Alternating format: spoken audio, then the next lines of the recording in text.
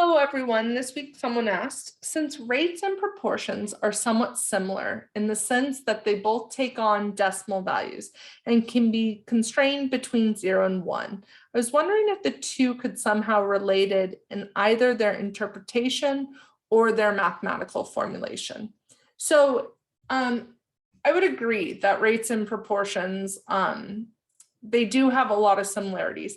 Overall, you just have to think about how you're calculating these things. What's your study design?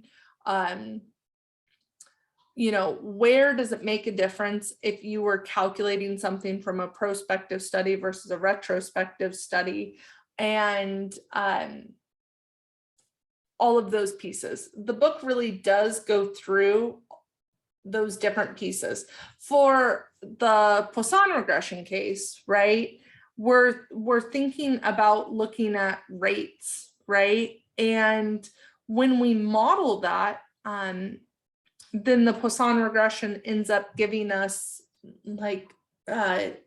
better modeling, right? And so we have ways of checking whether or not the fit is very good. I think in the logistic regression chapter, they said, what if we would have accidentally done this as just linear regression? How does the model fit look? And if you think about it, you could do the same thing with Poisson regression. You could say, what if I pretended that this data was normally distributed? How good would I do?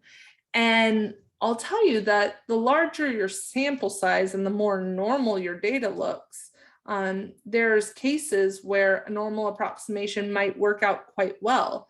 There's other cases where it won't. So I think one thing that you could do is give yourself a few examples and see how it's affected if you model the rate using the Poisson regression versus modeling it in a regular linear regression model, and see how it does.